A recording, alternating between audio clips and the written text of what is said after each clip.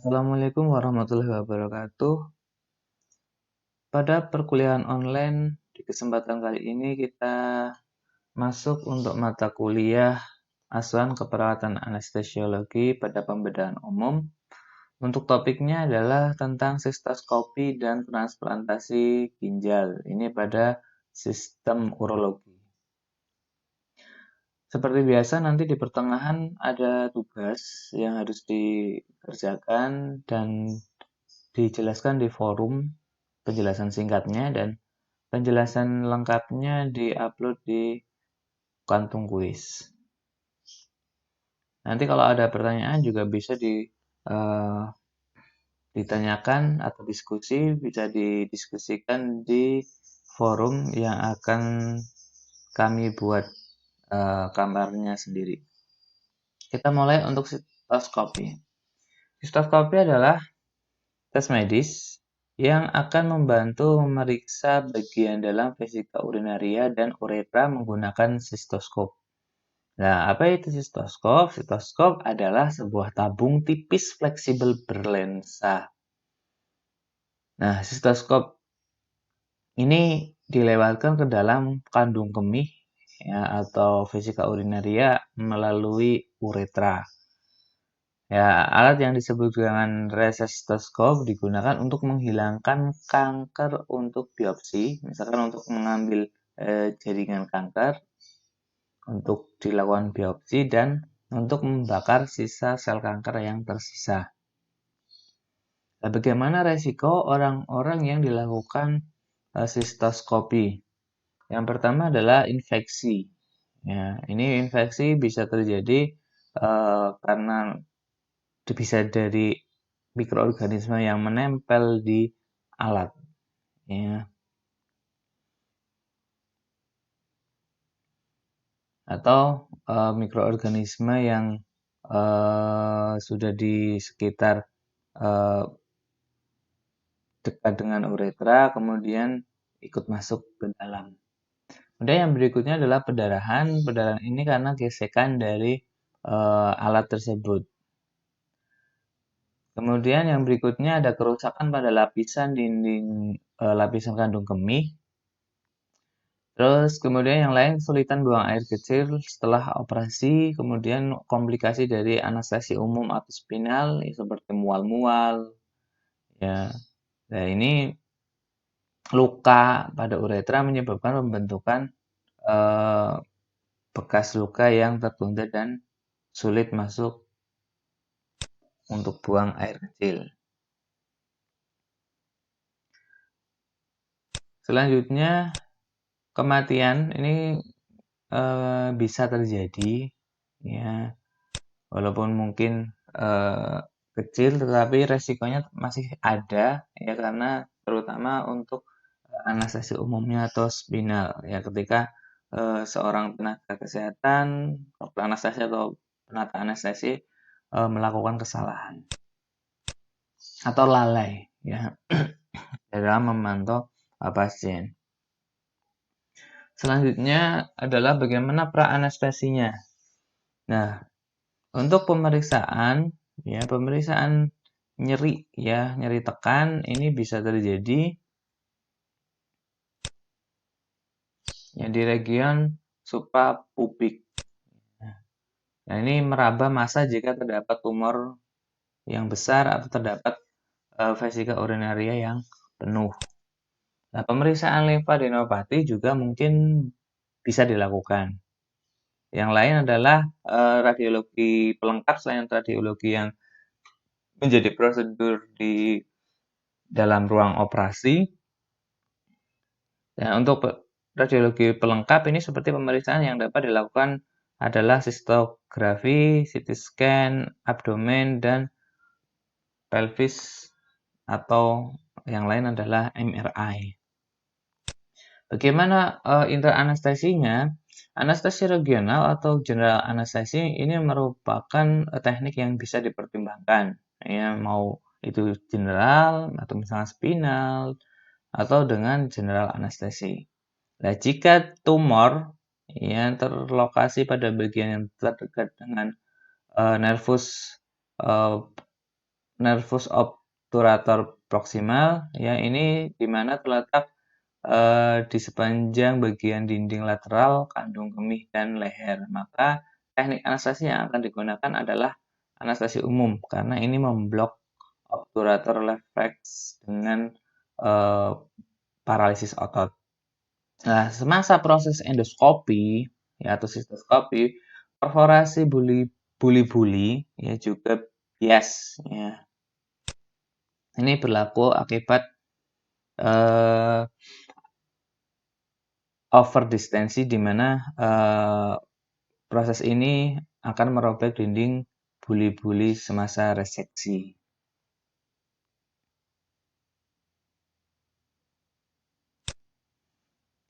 Kita lanjutkan. Nah, bagaimana dengan pasca anestesinya? Untuk pasca anestesi, tata laksana pasca anestesi yaitu seperti evaluasi kesadarannya, kemudian respirasi, ya, terutama ketika pasien dilakukan anestesi general. Kemudian terkait dengan sirkulasi darah, fungsi ginjal dan saluran kemihnya, fungsi saluran cerna, fungsi motorik, ya, suhu tubuh, dan nyeri pasien.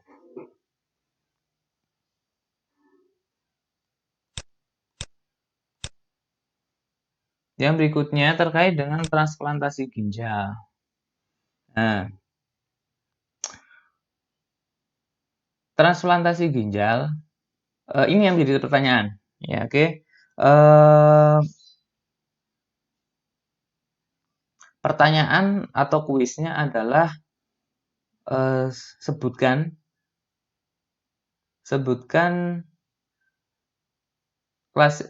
klasifikasi ya atau stadium dari gagal ginjal kronik. Ya. Jadi pertanyaannya satu saja, silahkan kalian menyebutkan dan jelaskan, ya, sebutkan dan jelaskan stadium dari gagal ginjal kronik. Ya, sekali lagi, sebutkan dan jelaskan. Sebutkan dan jelaskan klasifikasi atau stadium dari gagal ginjal kronik. Untuk jawaban di forum itu hanya menyebutkan stadiumnya, kemudian secara lengkap dengan penjelasannya itu di kantung kuis. Ya, jadi sebutkan dan jelaskan stadium dari gagal ginjal kronik. Ya, kenapa ini perlu dicari? Karena pada transplantasi ginjal biasanya dilakukan pada orang-orang yang mengalami gagal ginjal kronik, tetapi tidak semua stadium gagal ginjal kronik harus ditransplantasi ginjal. Ya. Nah, pencangkokan atau transplantasi adalah pemindahan sel, jaringan maupun organ hidup dari seseorang atau pendonor kepada orang lain atau resipien, atau dari suatu bagian tubuh ke bagian tubuh lainnya, misalnya pencangkokan kulit, ya, dengan tujuan mengembalikan fungsi yang telah hilang. Bagaimana dengan transplantasi ginjal? Transplantasi ginjal adalah pengambilan ginjal dari tubuh seseorang kemudian dicangkokkan ke dalam tubuh orang lain yang mengalami gangguan fungsi ginjal yang berat dan permanen.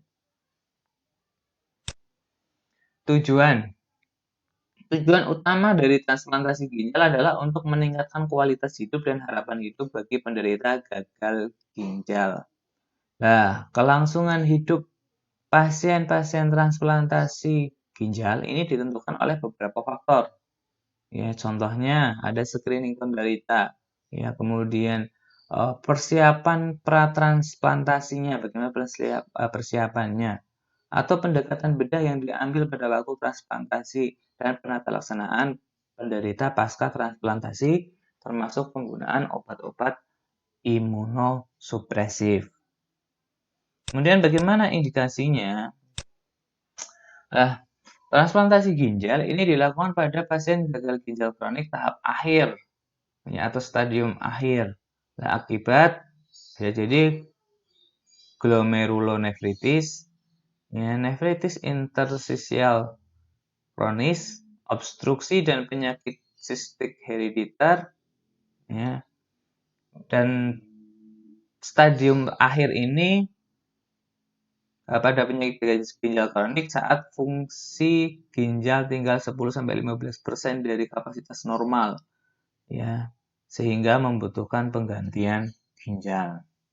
Walaupun untuk transplantasi ginjal ini adalah salah satu alternatif ya ketika ginjal tidak bisa melakukan proses filtrasi ya secara semestinya, maka di sini fungsi dari transplantasi adalah sebagai alternatif lain karena biasanya orang-orang yang mengalami gagal ginjal kronis pada stadium akhir bisa dilakukan hemodialisa atau CABD.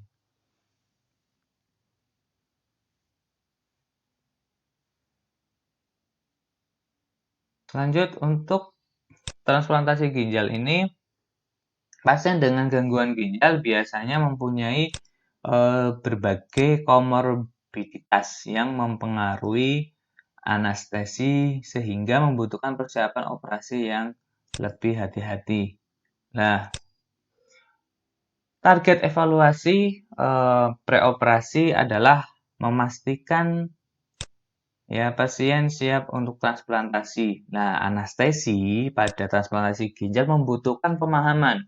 Ya, kita butuh ilmu atau kita harus tahu tentang gangguan metabolik dan sistemik pada pasien-pasien yang mengalami gagal ginjal kronik tahap akhir atau stadium akhir.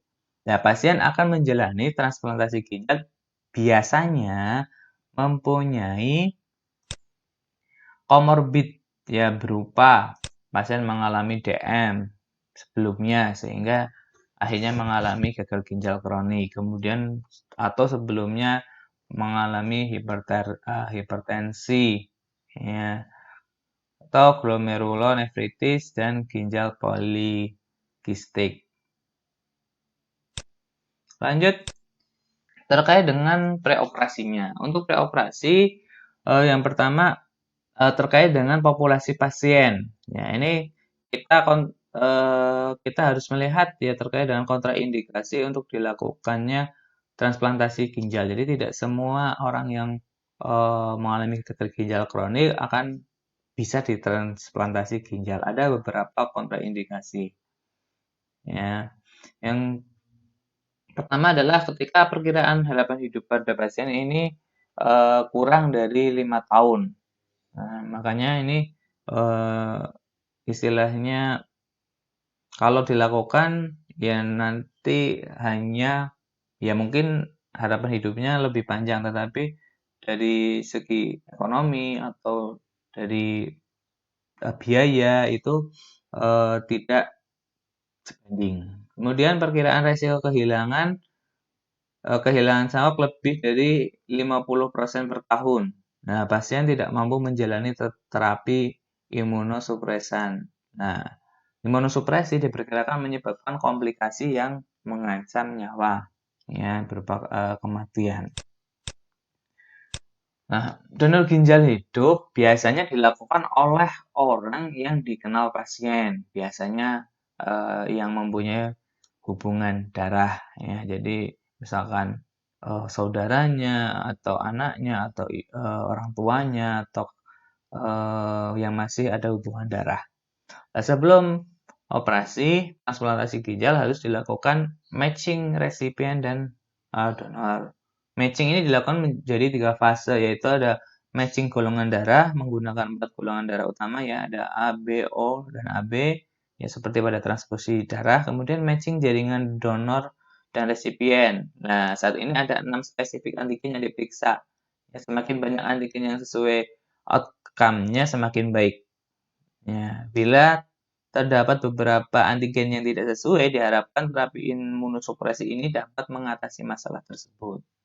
Nah, yang ketiga adalah cross matching. Ini tes akhir yang dilakukan untuk mengetahui bagaimana penerima donor berespon terhadap komponen protein ginjal yang didonorkan. Nah, pasien ini dapat mendeteksi kemungkinan penolakan ginjal yang dari pendonor. Yang kedua adalah kardiovaskuler.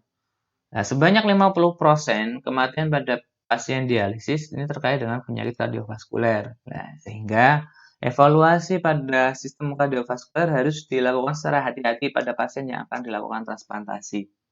Nah, pemeriksaan tentang status volume intravaskuler ini ada tidaknya hipertensi dan anemia serta elektrokardiogram ya harus dilakukan atau EKG.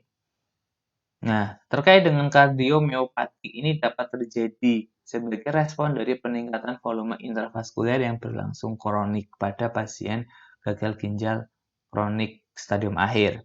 Dan target tekanan darah pada pasien yang akan menjalani transplantasi ginjal adalah kurang dari 130/85 mm air raksa. Kita lanjutkan dengan organ yang lain terkait dengan pulmonari. Ini terkait dengan sistem pulmo. Ini tantangan pada sistem respirasi yang harus dihadapi ahli anestesi. Ini selama operasi transplantasi ginjal berasal dari overload cairan dan kongesti paru. Nah, ini biasanya menyebabkan hipoksemia atau kekurangan oksigen di dalam darah dan hiperkarbia. Dan untuk gastrointestinal, maka uremia ini akibat gagal ginjal dapat menyebabkan gastroparesis. Nah, jika pasien punya komorbid diabetes mellitus dengan gangguan neuropati otonom. Pasien-pasien yang seperti ini harus mendapatkan pengawasan lambung yang ketat. Nah, pemberian H2 blocker dan metoclopramid yang preoperasi sangat direkomendasikan. Jadi sebelum tindakan operasi, ya ketika mau dilakukan operasi, preoperasinya diberikan H2 blocker dan metoclopramid.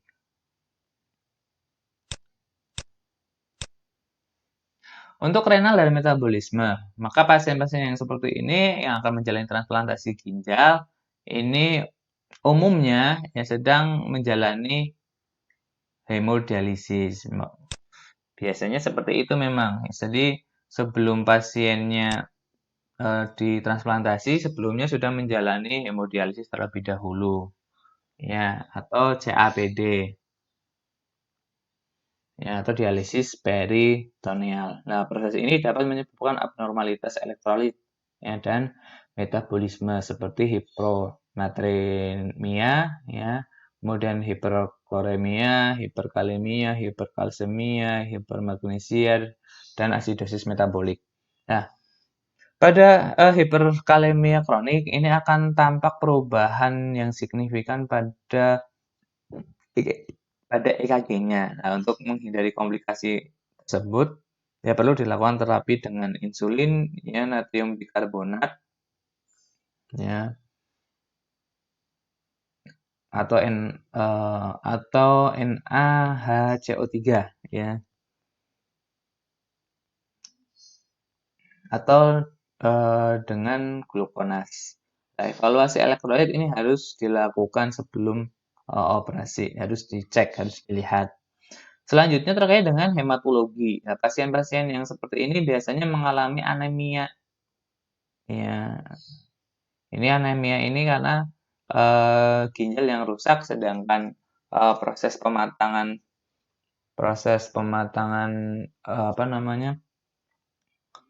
sel darah merah, ya, ini perlu eritropoietin. Nah, eritropoietin ini diproduksi di ginjal. Ketika ginjalnya rusak, maka produksi eritropoietin untuk proses pematangan sel darah merah ini akan sedikit ya, sehingga selnya itu banyak, sel darah merah itu masa hidupnya jadi lebih pendek. Kemudian anemia pada kasus ini terjadi karena berkurangnya sintesis eritropoiesis, ya tadi saya sudah katakan ya, karena ginjal menghasilkan eritropoietin untuk pematangan sel darah merah, maka proses eritropoiesisnya tidak maksimal ya, karena eritropoietinnya yang diproduksi sedikit ya. Penurunan pada masa hidup eritrosit ini yang menjadi masalah pasien mengalami anemia.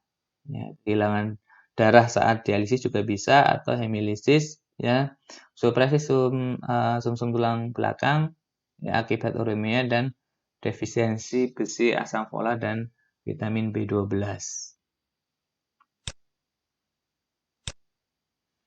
Nah, kemudian untuk endokrin, ya untuk sistem endokrin sendiri, kita perlu melihat apakah pasien mengalami diabetes mellitus, kemudian pasien eh, mengalami komplikasi dari DM seperti nefropati, ini juga harus diperhatikan.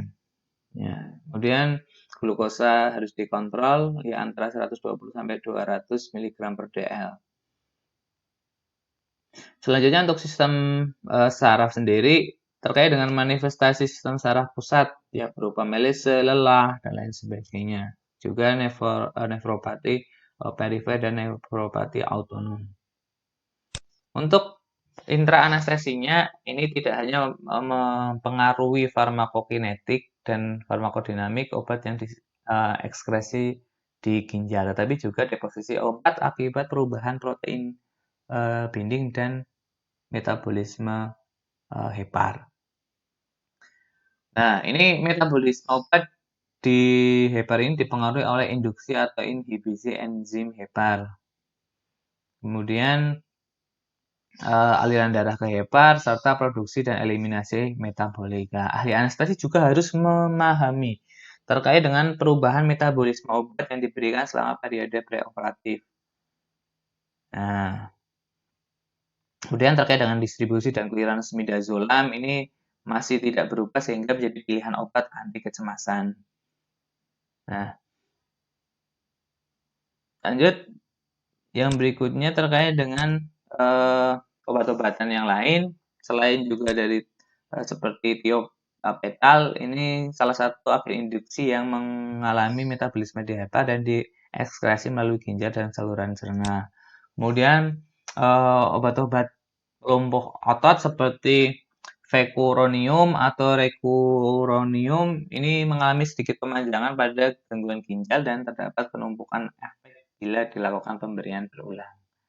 Nah, obat-obat yang lain ya untuk pelumpuh otot ini cisatracurium ini relaksan otot yang durasi aksinya hanya mengalami sedikit pemanjangan pada gangguan ginjal. Ini biasanya juga menjadi pilihan utama untuk pasien-pasien yang dilakukan transplantasi ginjal.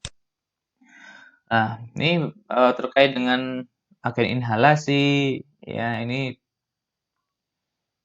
akan menyebabkan penurunan aliran darah ginjal dan laju filtrasi glomerulus. Nah, kemudian biasanya transplantasi ginjal ini dilakukan dengan general anestesi ya, meskipun pada kasus tertentu dapat dilakukan dengan anestesi spinal. Nah, kenapa? Karena general anestesi memungkinkan hemodinamik yang stabil, ya relaksasi otot yang baik dan anestesi dalam yang terprediksi. Nah, walaupun kombinasi juga bisa dilakukan. Kita juga harus monitoring secara adekuat ya